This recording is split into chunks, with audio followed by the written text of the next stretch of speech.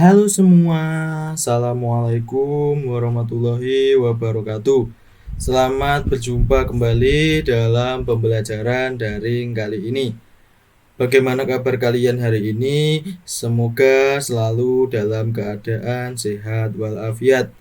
Sebelumnya, perkenalkan nama kakak Muhammad Riki Rinaldi, salah satu mahasiswa pengalaman praktik lapangan dari Universitas Negeri Malang yang bertepatan pada pertemuan kali ini menggantikan peran daripada guru kalian, yaitu Bapak Mei Vivi, untuk mengajar kalian mata pelajaran gambar teknik.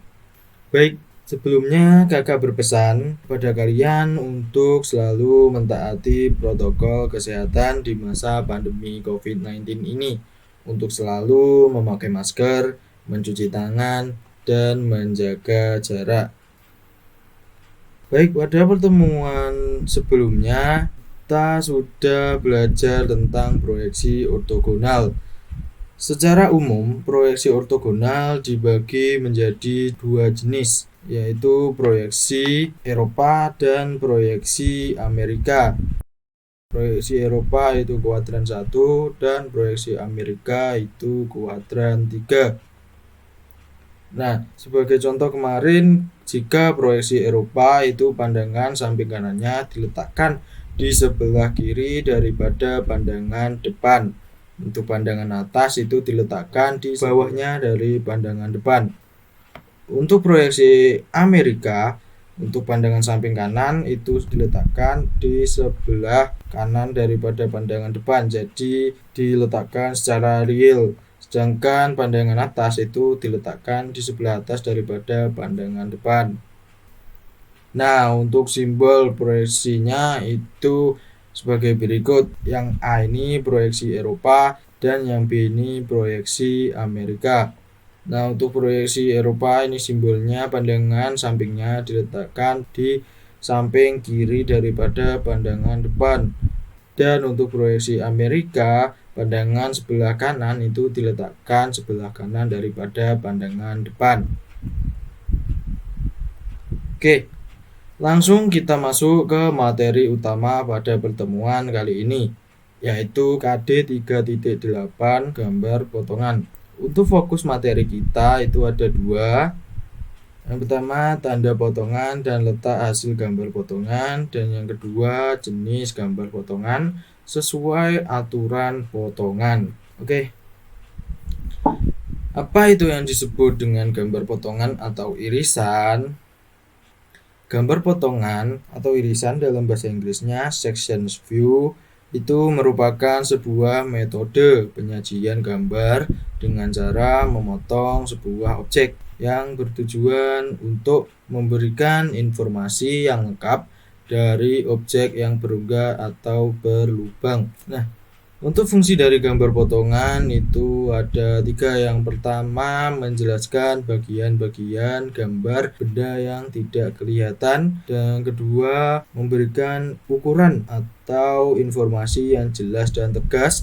Dan yang ketiga, menghindari kesalahpahaman saat membaca gambar. Oke, sebagai asumsi dari gambar potongan, kita lihat di sini ada gambar 1A. Nah, pada gambar ini memperlihatkan gambar benda secara utuh, akan tetapi kurang jelas dari penggambaran benda ini. Kenapa kok kurang jelas? Karena kita tidak bisa memastikan apakah lubang tersebut merupakan lubang tembus atau tidak tembus, serta mempunyai lubang yang bertingkat atau rata, sehingga setiap orang akan menafsirkan bentuk dari lubang tersebut berbeda-beda yang menyebabkan informasi kurang jelas dari benda tersebut. Lalu kita lihat ke gambar 1B. Gambar ini sudah lengkap dalam penggambarannya. Nah, dengan menggunakan garis strip-strip sebagai batas dari bagian yang tidak kelihatan. Akan tetapi, dengan adanya garis strip-strip pada gambar 1B ini, gambar menjadi lebih rumit untuk dilihat. Nah, maka agar lebih jelasnya kita lihat 1C. itu dapat diasumsikan atau dibayangkan dengan benda yang dipotong menjadi dua, sehingga bentuk rongga di dalamnya dapat terlihat dengan jelas, tidak menimbulkan keraguan lagi dalam menentukan bentuk bagian dalamnya. Jika benda ini kita potong, maka untuk pandangan daripada dalam bendanya kita dapat mengetahuinya dengan jelas bahwa benda silinder ini mempunyai rongga bertingkat di dalamnya. Baik, kita masuk ke tanda potongan. Tanda potongan berfungsi untuk menjelaskan gambar yang dipotong. Dengan ciri-ciri gambar potongan itu sebagai berikut. Yang pertama, menggunakan garis gores titik. Maksudnya di sini menggunakan garis strip titik. Nah, sebagai contohnya ini gambar di sebelah kanan menggunakan garis strip titik. Yang kedua, ujung atau perubahan arahnya itu ditebalkan. Nah, di sini ada ujung, pada ujungnya itu ditebalkan, dan pada perubahan arahnya atau belokannya itu juga ditebalkan. Yang ketiga, diberi tanda panah dan diberi huruf yang sama pada ujungnya. Nah, di sini untuk tanda potongan itu kedua ujungnya harus diberi anak panah. Untuk anak panahnya itu dikasih huruf yang sama. Di sini sebagai contoh A dan A, maka didapatkan potongan penampang A. Atau bisa juga dengan BB, terus CC ataupun XXYY. Nah, berikut merupakan beberapa tanda potongan yang sudah ditetapkan sesuai dengan aturan gambar teknik. Yang pertama, tanda potongan dengan garis sumbu dan kedua ujungnya ditebalkan. Ada 3 versi. Yang pertama, tanda potongan dengan garis sumbu lurus, dan yang kedua ada garis tanda potongan dengan garis sumbu yang berkelok. Begitupun juga yang ketiga itu hanya dengan miring. Nah, sebagai contoh di sini penggunaan tanda potongan yang berkelok sama dengan gambar yang sebelumnya. Nah, untuk yang ini contoh C ini, potongan C itu digunakan untuk yang potongan berkelok sederhana. Nah, untuk tanda potongan yang kedua ada tanda pemotongan dengan garis tipis bergelombang bebas. Di sini penerapannya untuk memotong sebagian saja dari benda yang ingin kita tampilkan potongannya atau gambar detail yang harus dilihatkan dalam potongannya. Yang ketiga, tanda pemotongan dengan garis tipis berzigzag. Untuk contohnya di sini penggunaannya itu untuk memperpendek atau memotong benda yang bentuknya terlalu panjang. Di sini ada poros, maka untuk penggambarannya secara sederhana kita dapat menggunakan garis tipis berzigzag untuk memperpendek pandangan daripada poros yang terlalu panjang. Lanjut, penempatan gambar potongan. Untuk menempatkan gambar potongan, kita perlu memperhatikan penempatan gambar potongan tersebut sesuai dengan proyeksi yang kita gunakan, apakah menggunakan proyeksi Amerika ataupun menggunakan proyeksi Eropa. Yang pertama, jika proyeksi yang digunakan adalah proyeksi Amerika, maka penampang potongannya itu diletakkan atau berada di belakang arah anak panahnya.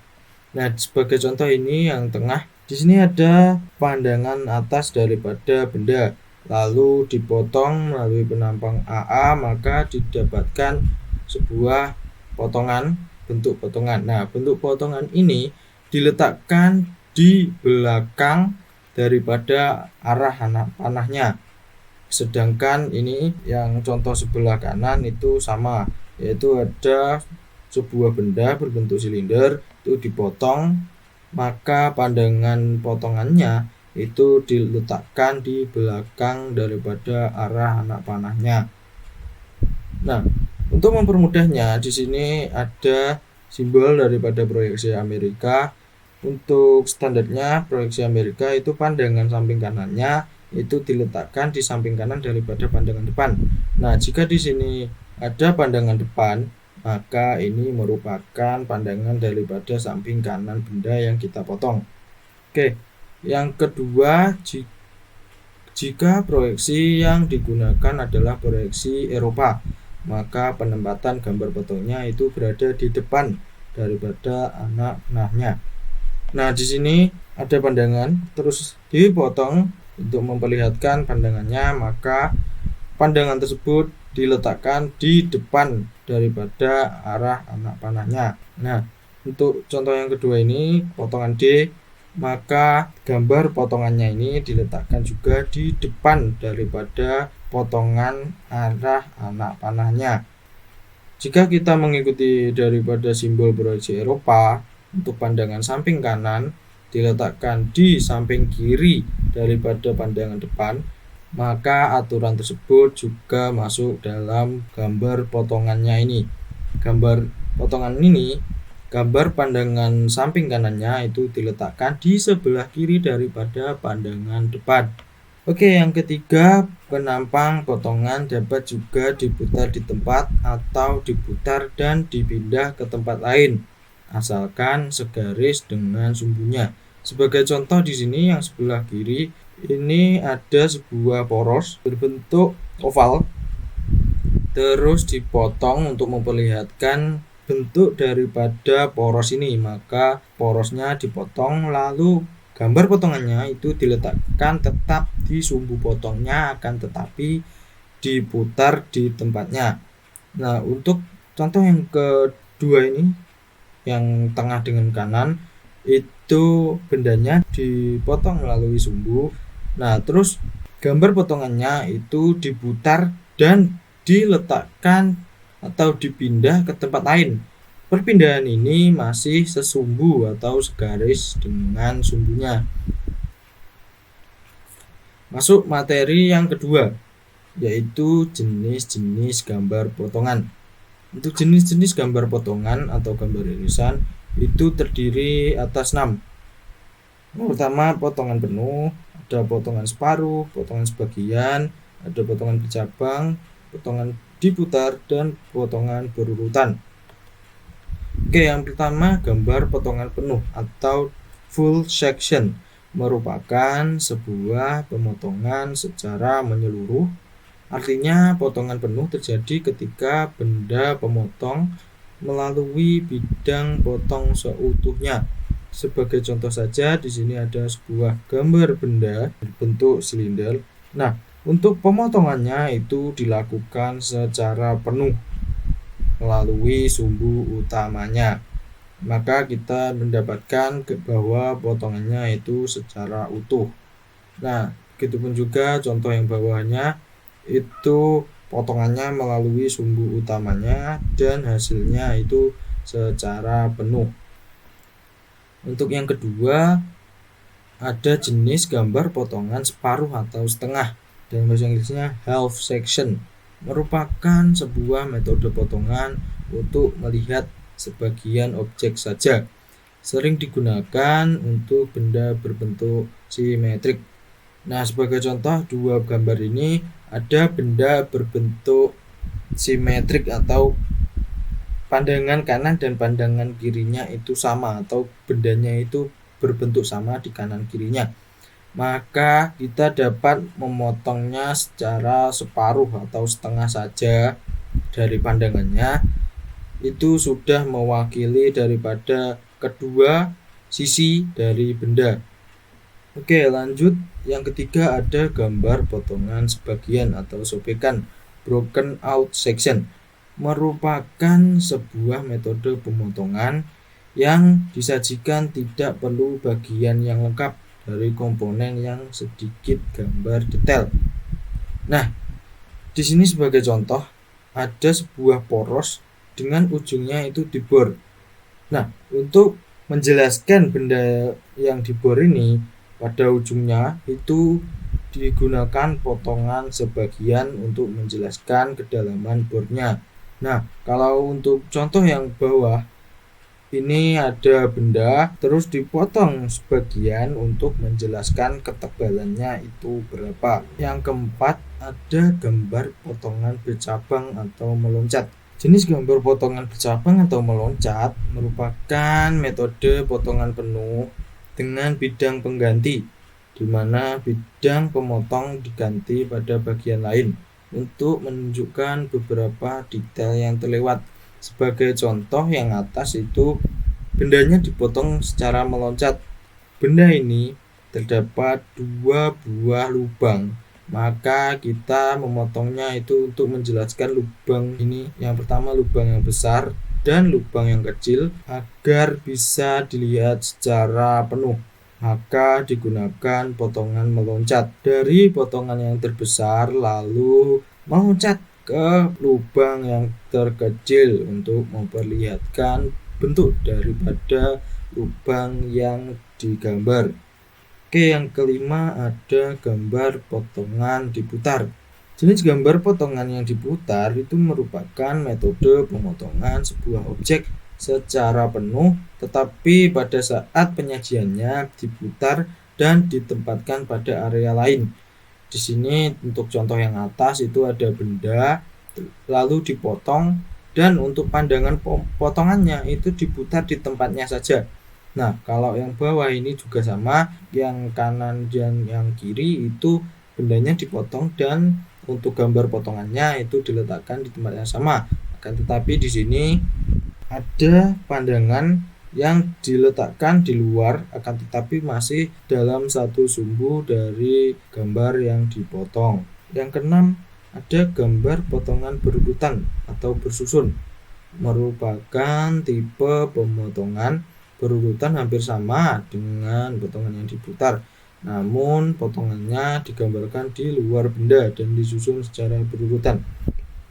Nah, kita kan udah belajar yang potongan yang diputar. Di sini sama, potongan itu diputar. Nah, ada potongan A, potongan B, potongan C, potongan D. Untuk penempatan potongannya itu di sini disusun secara berurutan dari A, B, C, D. Begitupun juga yang bawah, ini potongannya diletakkan di luarnya lalu disusun secara berurutan. Oke, lanjut, ada benda yang tidak boleh dipotong.